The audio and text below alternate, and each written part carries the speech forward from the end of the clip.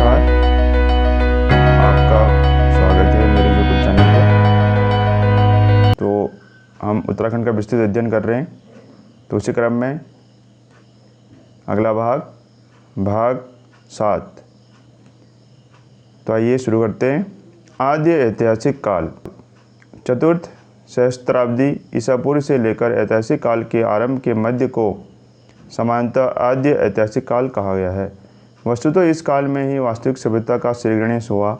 यह प्राग ऐतिहासिक एवं ऐतिहासिक काल के मध्य एक संक्रमण काल है, जिसके कुछ भाग की कोई लिखित सामग्री नहीं प्राप्त हुई, जबकि इसके अंतिम चरण के अति अल्प लिखित प्रमाण मिलते हैं।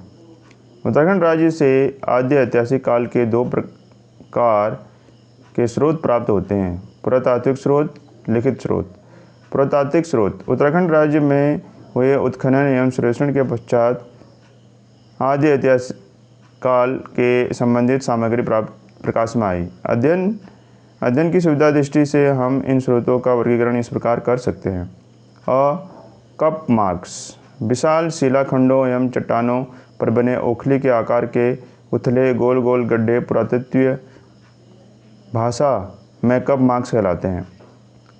सर्वप्रथम 1856 ईस्वी में हैनोड महोदय ने चंपावत जिले के देवीधुरा नामक स्थान पर अवस्थित इस प्रकार की ओखलियों का विवरण प्रकाशित किया।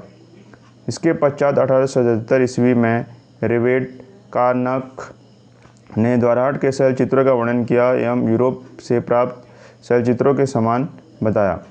कार्नक को यहाँ के चंद्रेश्वर मंदिर में बाहर समानांतर पंक्तियों में लगभग 200 कप मार्क्स मिले।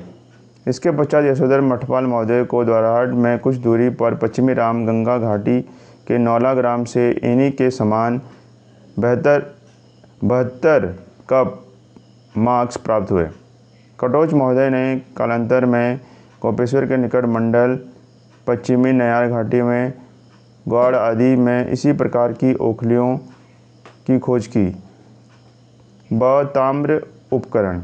ऊपरी गंगा घाटी में फतेहगढ़, बिढूर, बसौली, सरथौली, शिवराजपुर आदि स्थलों से ताम्र संचय प्राप्त हुए हैं। हरिद्वार के निकट भादराबाद से ताम्र निर्मित भलाग्र रिंग्स, चूड़ियाँ इत्यादि नहर की खुदाई के दौरान मिले। इन उपकरणों के साथ ही लोहित मृदभांड रेडवेयर भी मिले हैं। HD सांकलिया ने इन मृदमांडों के साम्यता गोदावरी घाटी से प्राप्त मृदमांडों से की है। यज्ञदत्त शर्मा के अनुसार भादराबाद से प्राप्त लोहित मृदभांड मोटे हैं तथा पर्याप्त पकाए हुए नहीं हैं।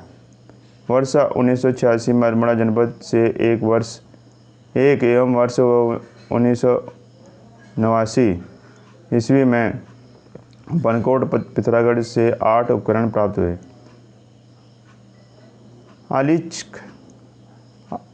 आलचिक महोदय ने इस उपकरण को यज्ञ कुंड, जबकि महेश्वर प्रसाद जोशी ने परशुपुरुष पर्सोनिफाइड एक्स बताया है, परंतु DP शर्मा महोदय इन्हें ताम्र संस्कृति के नए स्कंधित कुठार हैंड एक्स मानते हैं।